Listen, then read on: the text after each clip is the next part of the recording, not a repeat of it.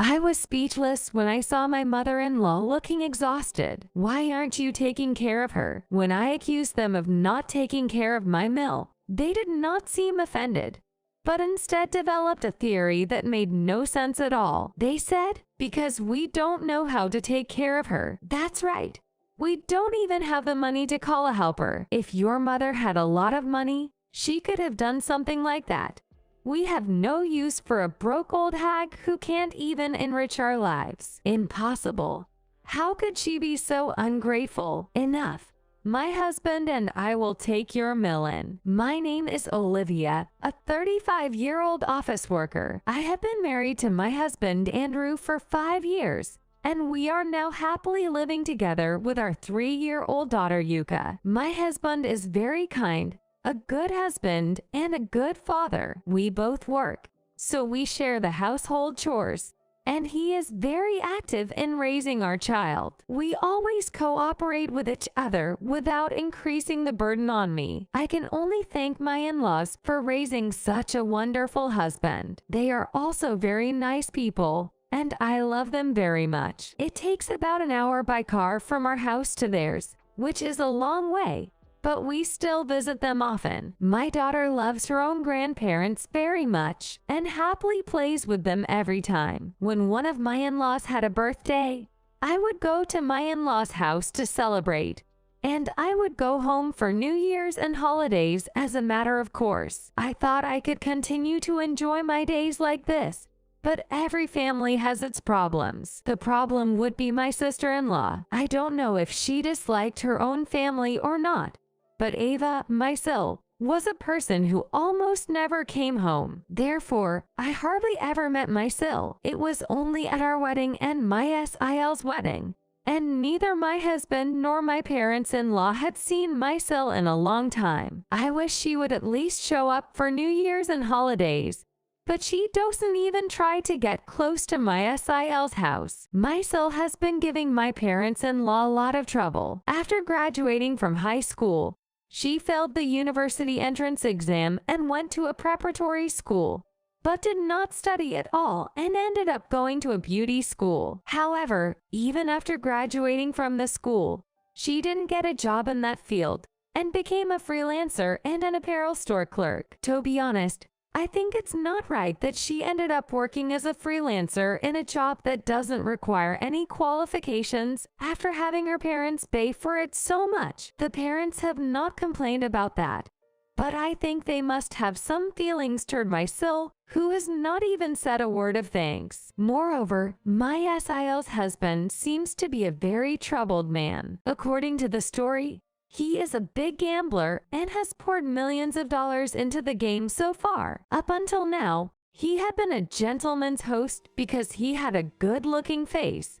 So he earned money through working and selling things that his sugar moms gave him and would use it all into gambling. He says he has no debts, but I doubt if he is telling the truth. We are relieved for now because he has not asked for money from us or the parents, but we are sure that we need to be careful. Recently, however, something shocking happened to us. My father-in-law suddenly fainted due to an illness. When my father-in-law was taken to the hospital, it was discovered that he was seriously ill, and he was immediately hospitalized. I never thought that my Phil, who had been so healthy, would be in such a state. My husband and I went with my mill to visit him every day, but my SIL and her husband never came to visit him. A year or so later, my Phil passed away without recovering. My mill was very depressed because she and my Phil were a loving couple and were very close. Of course, my husband and I were both very saddened by his death. However, since my mill was so depressed,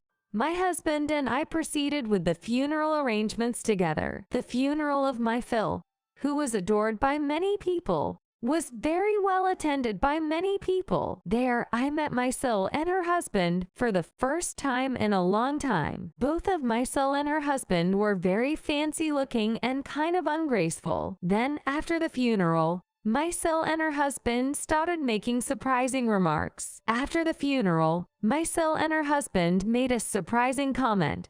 "Mom will be left alone after your dad's death, right? then I think we should move in with her. This surprised me, my husband, and my Mill. What was a person who had never approached us before suddenly saying something like that? Then my SIL, perhaps realizing something when she saw our faces, hurriedly made amends. She said, "You must wonder what I'm talking about when I haven't shown my face to you until now. But that's because I've been busy with work. I've been worried about Mom and Dad for a long time. So now that my dad has passed away, my husband and I decided to work together to take care of my mom. If we live together, even if I'm busy with work, I'll be able to handle anything that comes up, won't I?" My SIL suggested that they move in with my Mill. It is true that we cannot move to my parents-in-law's house since it is quite far from our workplace. Since my SIL and her husband used to live close to my parents-in-law's house, they said that moving to the house would not interfere with their work. However, we were a little concerned. Could we really trust my SIL and her husband? Even so, my Mill seemed happy to hear this from her own daughter. However, my Mill refused my SIL's proposal, saying that she could still live on her own. My SIL said, "Okay, I understand. But if you ever find yourself in a difficult situation in the future, please feel free to ask me for advice." And then she left. I did not expect my SIL and her husband to make such a proposal, but I wondered if they were concerned because they are family. Perhaps they learned the importance of family through the death of their father. Although we were still in a state of semi-doubt, my husband and I both changed our opinion of my SIL a little. About 6 months have passed since then. My husband and I visited my Mill's family about once every 2 weeks to check on her. My Mill seemed to be in good health for the time being and was living on her own without any problems. However, then my Mill fell down the stairs at home and hurt her legs and back. She was immediately rushed to the hospital, but she was now in need of nursing care. I'm really sorry. I've caused you so much trouble. My Mill was depressed and sorry that she had gotten herself into this situation. My husband and I were trying to figure out what to do about the nursing care issue while encouraging my Mill. We could not move to my Mill's house because we could not quit our jobs. I suggested to my Mill that she move in with us, but she said, "That house is where I have fond memories of my father, and I don't want to give it up if I can help it." She said, "If my Mill says so, I want to respect her wishes, but what should I do now?" At that moment, my Mill said, "Maybe we should ask Ava and her family to come over." My husband and I were surprised. "Mom, do you trust Ava's words at that time?" My husband looked at my Mill with concern. I guess my husband still does not trust my SIL because he has seen her irresponsible behavior up to now. My Mill smiled kindly and replied. She said, "Well, I trust Andrew and Olivia and the others more, but I also sense that Ava is concerned about me. In fact, she and her husband have been coming to see me regularly since her father passed away." What? Really? This surprised not only my husband but also me. Yes. So I'm going to trust Ava this time. If my Mill says so, we can't force her to stop either. Then my Mill contacted my SIL and started to live with her and her husband at the parents' house after she was discharged from the hospital. My husband and I helped my SIL and her husband move in, just to make sure we could really trust them. Both my SIL and her husband were in decent shape and looked more relaxed than when we saw them at my SIL's funeral. My husband muttered to himself, "It looks like maybe we can trust them now." After that, my SIL and her husband took over my Mill's care, and my husband and I immediately offered our support if anything happened to her. However, my daughter and I love my Mill very much, so we try to visit her once or twice a month to see her. 2 months have passed. And just recently, when I went to my Mill's house on my day off, I felt something a little strange. My Mill seemed to be in low spirits. She was smiling in front of us, but I felt she was trying too hard. And in the house, the living room is clean, but when I glanced at the other rooms, they were covered with dust. And my Mill's room smelled a little bad. I wondered if my Mill might not be getting proper care. These questions popped into my head. However, my SIL and her husband greet us with smiles when we come over, and they communicate well with my MIL. I was very curious to know how things would be when my MIL and SIL and her husband were alone. When I talked to my husband about the discomfort I felt, he felt the same way. So I decided to take a certain action, even though I was prepared to be scolded by my SIL and her husband. That was to visit my in-laws and announce, I have already discussed this matter with my husband and have his approval. I borrowed the key to my in-laws' house from my husband and went to the house during the daytime on a weekday with pay. Then I lightly looked at the situation from the outside. It is a completely suspicious act, but for the safety of my MIL, I had no choice. I sneak into yard and look inside the house. My SIL and her husband were relaxing in the living room watching TV. Is her husband off work today? Then I observed them how they were doing for a while, but at no time did I get the feeling that the two of them were taking care of my MIL. Then at that time, my SIL and her husband started getting ready to leave. Are they about to leave home with the mother left behind? I hastily hid myself in the shadows. Then my SIL and her husband got out, got into their car, and left. I immediately went into my MIL's house with the key I borrowed from my husband and went to my MIL's room. Then I went inside and I was absolutely mortified. My MIL was lying on her bed, looking exhausted. There was a strange smell coming from inside my MIL's room, and I knew why. There was a large garbage bag next to her bed with a large number of used diapers in it. It seemed that my MIL was not allowed to go to the bathroom, but was forced to wear a diaper and defecate in it. Mom, when I said this, my MIL looked at me with a startled look. Olivia, why are you here? I came here secretly because I was worried about you. I've been feeling a little uncomfortable. I knew that Ava and her husband were not taking care of you, right? When I asked her this, my MIL nodded emphatically. I changed these diapers by myself. On the day of garbage collection, either Ava or her husband comes into the room wearing a mask and rubber gloves to throw out the accumulated diaper trash. Too cruel. He doesn't treat his MIL as a person. I was at a loss for words when I saw my mother-in-law looking exhausted. I was going crazy with shock and anger toward my SIL and her husband. Then I heard my SIL and her husband coming back to the house as if they had forgotten something. What is it? Those shoes. After that, I heard footsteps coming upstairs. Hey, you! What are you doing here? My SIL came into my MIL's room in a panic and shouted as soon as she saw me. My SIL's husband came rushing in behind her. You're trespassing, coming in here without permission. What in the world do you want? Did you come here to steal something of value? That's what my SIL said. The moment I saw her face, the anger that had welled up in me earlier exploded. What? Don't put me in the same room with you people.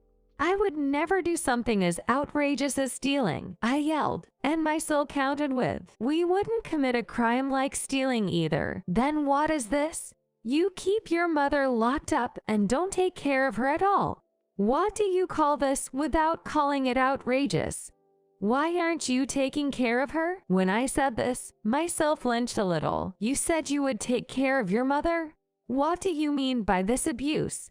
It's not fair of you to pretend that you're doing everything right only when we come to visit. When I accused them of this, my SIL and her husband did not seem offended, but instead developed a theory that made no sense at all. They said, because we don't know how to take care of her. That's right. We don't even have the money to call a helper. If Mom had a lot of money, she could have done that. I felt nauseous when my SIL and her husband said such things to me as if they were saying it was not their fault. Don't you feel any gratitude to your mother for allowing you to be selfish and live your life as you please? Don't you think of returning the favor at least a little? When I said this, my SIL looked disgusted. She said, if you're a parent, it's only natural for you to pay for your children's needs. Besides, I want more luxury. And yet we don't have much money, and diapers cost a lot, and it really sucks. After all, the only thing I'm getting out of this house is floating the rent.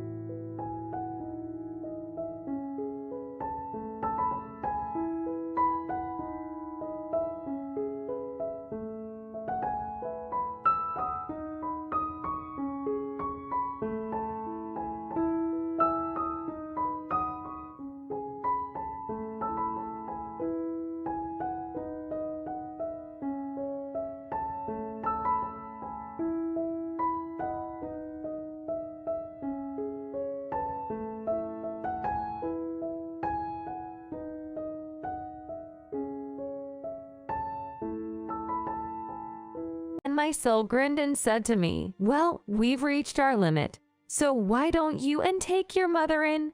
We have no use for a broke old hag who can't even enrich our lives." Impossible. How could she be so ungrateful? I said, "That's enough. My husband and I will take your mother in.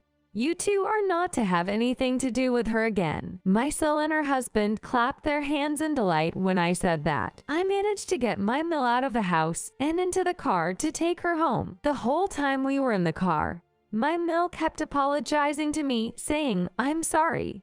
She was apologizing to me the whole time we were in the car. Perhaps she had been treated so badly by my SIL and her husband that she had come to feel that she was to blame for everything. I hurriedly called my husband and asked him to leave work and come home. When I explained the situation, he was trembling with anger. I will never forgive Ava and her husband. My husband and I wanted to beat up my SIL and her husband, but we had to take care of my Mill first. We immediately went to the house and brought back my Mill's belongings together. My SIL and her husband were happy, saying, "Now we will have one more room to ourselves." How happy they were. That's right. Let's start a guest house and use this room for overnight stays. I like that. It's a dirty room anyway, and it's only worth enough to be used as a storage room. It really pissed me off to hear such conversations, but you just have to be happy like that for now. My husband and I will definitely take revenge on you guys. After that, my Mill started living with us and our daughter. She was really listless at first, but as she talked with us every day, chatted happily with her granddaughter Jessica, and sat and played with us, she gradually regained her energy. Then, about a week after my Mill came to her house, she said to my husband and me one day, "Do you think $100,000 will be enough for this month's living expenses?" What? At first, my husband and I thought we had misheard, but my Mill clearly said it was $100,000. Wait a minute. Mom, what do you mean? When my husband asked in surprise, my Mill told him the surprising truth. I have actually been investing for a long time. I've been investing since I was in my early 20s, so my assets are at a level you can't even imagine. To be honest, this is something only your father knows, and you and Ava don't know. Andrew went to college and got a job without any problems. He was happily married to a wonderful wife, Olivia. So he decided to save the money for his retirement. But I wanted to spend as much money as I could for you guys, because I don't know when I will die.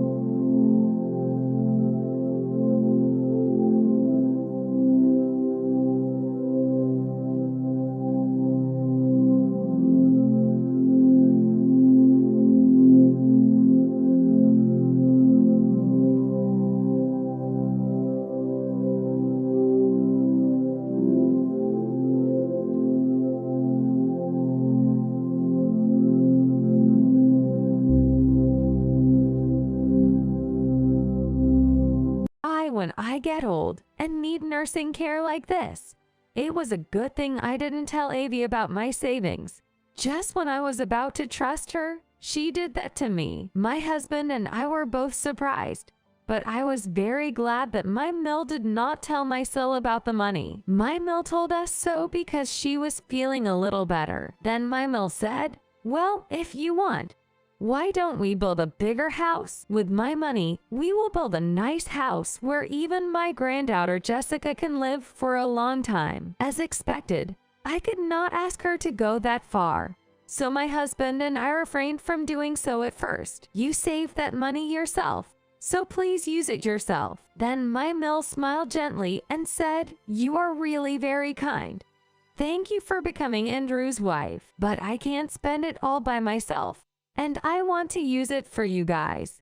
So let's build a beautiful house together. If my Mill insisted that much, we couldn't refuse. So we decided to build a house with my Mill. We went to a real estate agent and talked about various things. We decided to build a 3-story house, add an elevator, and make everything barrier-free. Then the talks came to an agreement, and we commissioned the building of our house. Meanwhile, we also proceeded to take revenge on my SIL. First, we reported them for abusing my Mill not taking care of her. The SIL denied it, of course, but my Mill herself got a medical certificate claiming that she had suffered physically and mentally, and requested alimony. The claim was approved, and the SIL and her husband had to pay a large amount of alimony. Furthermore, the family-in-law's house is still currently in the Mill's name. Therefore, my Mill sold the house and forcibly evicted my SIL and her husband. The angry SIL and her husband stormed into our house to protest. They said, Mom, you're being unreasonable. Why are you going to this length? They said, that's right. If that house were to disappear, even your Mill would be in trouble. That's what my SIL and her husband said. But my Mill calmly retorted. She said, we only kept that house because of the memories of your father. I'm going to live with Andrew, Olivia, and Jessica, so I don't need it anymore. Oh no. Where are we going to live? I don't know. I let you do whatever you want, so you'll have to take care of the rest by yourselves, my Mill said coldly. And my SIL's face turned red and she got angry. She said, that's enough. You guys are so unlucky to have to take in this old hag who costs nothing but money. And I'm glad we got rid of her, my SIL said, sighing in defeat. Finally,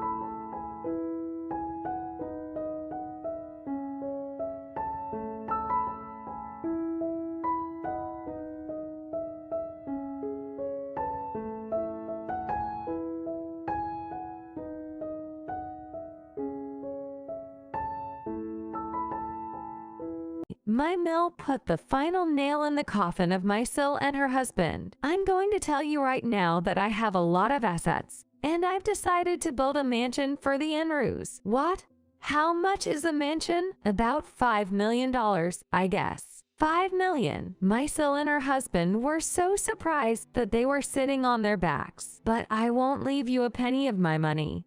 The only family I have is Andrew, Olivia, and Jessica. I will issue a restraining order against you and make sure you never come near us again. Oh, no, Mother, please forgive us. We're sorry. Obviously, my SIL and her husband were apologizing for the money. My mill said, the conversation is over. Now go home before I call the police, and sent them away. After that, my SIL and her husband paid the alimony demanded by my mill, and then she lost contact with them. According to the story, they got into debt because of her husband's gambling, and they borrowed money from the black market, and now they are in a miserable situation. Well, he deserved it, and it is no longer my problem. On the other hand, we are a family of 4 living happily together in a spacious, beautiful, and luxurious house. We will continue to cooperate with each other and spend happy days supporting each other as a family.